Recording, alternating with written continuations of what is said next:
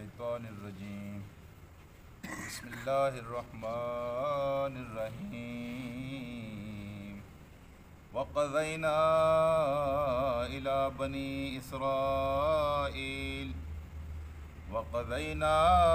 الی بنی اسرائیل فی الکتاب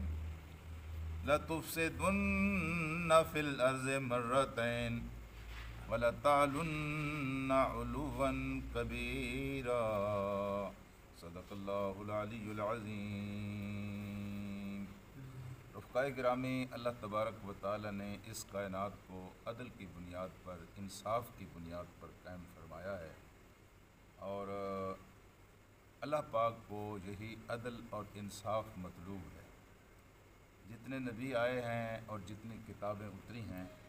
ان سب کا مدعا و مقصد یہی تھا کہ کائنات کے اندر عدل پیدا ہو، انصاف کی حکمرانی ہو،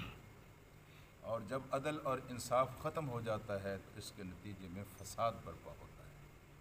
عدل کا معنی ہے ان حدود کی پابندی کرنا جو حدود اللہ اپنے بندوں کے لیے، اللہ کے رسول اپنے امت کے لیے متعین کر دیتا ہے، وہ حد بندی کا لحاظ جب تک کیا جاتا ہے تو عدل اور انصاف کی حکمرانی رہتی ہے، اور جب ان حدوں کو توڑ دیا جاتا ہے تو اس کے نتیجے میں فساد برپا ہوتا ہے۔ عدل یوں سمجھیں کسی گھر کے دیوار اور دروازہ ہے۔ گھر کے دیوار اور دروازے کا تقدس جب پامال ہو جائے، میرا گھر ہے جس کا جی چاہے اس میں داخل ہو، آپ کا گھر ہے جس کا جی چاہے اس میں داخل ہو، تو آپ خود سمجھ سکتے ہیں کہ اس کے نتیجے میں عدل تو پیدا نہیں ہوگا، انصاف اور امن تو پیدا نہیں ہوگا، اس کے نتیجے میں فساد برپا ہوگا۔ میرے عزیز دوستو، ہم قوموں کی تاریخ کو جانتے ہیں کہ جب تک قوموں نے اللہ کی طرف سے عطا کردہ کتاب کو، اللہ تبارک و تعالیٰ کی دی ہوئی ہدایات کو، اپنے رسول کے ذریعے جو اس نے شریعت کسی امت اور ملت کو دی ہے، اس کو جب تک کوئی قوم مضبوطی کے ساتھ تھامے رہی، اللہ کی رحمتیں اور اللہ کی نعمتیں اس کے اوپر برستی رہیں، اور جب کسی قوم نے اللہ کی اس کتاب کے ساتھ اور اللہ کے رسولوں کے ساتھ بے وفائی کی، خدا کے عذاب کا کوڑا ان کی پشت پر برسا اور خوب برسا۔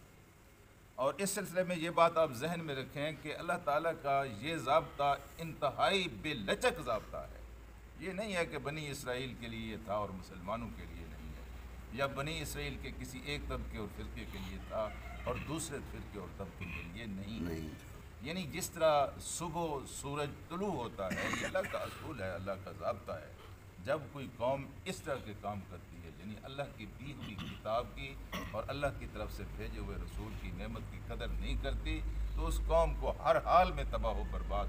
ہو کے رہنا ہوتا ہے، اور تباہ و برباد ہونے کا پہلا سبب یہ ہوتا ہے کہ اس میں فساد برپا ہوتا ہے۔ اب اس پس منظر میں آپ دیکھیے کہ وَقَضَيْنَا إِلَىٰ بَنِي إِسْرَائِيلَ فِي الْكِتَابِ، ہم نے بتا دیا تھا بنی اسرائیل کو فی الکتاب، کتاب میں بتا دیا تھا، یعنی ہم نے ان کو پہلے آگاہ کر دیا تھا، کیا ہے کہ لَتُفْسِدُنَّ، کہ تم ضرور بالضرور فساد برپا کرو گے، فی الارض، زمین میں، مرتین، 2 مرتبہ۔ ویسے تو ان کی ساری تاریخ اللہ تبارک و تعالیٰ کی نازل شدہ نعمتوں اور پھر ناقدری کی صورت میں اللہ تعالیٰ کے عذابوں سے بھری ہوئی ہے، ایک لمبی تاریخ ہے اس کی، اور ساری تاریخ جو ہے بالکل اسی طرح کے اللہ تعالیٰ یعنی ایک طرف ان کو نوازتا ہے، ان کے اوپر مہربانیاں کرتا ہے، اور ایسی مہربانیاں کرتا ہے جو کائنات میں کسی دوسری قوم کے ساتھ اللہ پاک نے نہیں کی ہیں۔ ان کے اوپر آسمان سے بادلوں کے شامیانے تنے گئے، ان کے لیے پہاڑوں سے چشمے ابارے گئے، ان کے لیے اللہ تبارک و تعالیٰ نے من و سلوہ آسمان سے نازل کیا،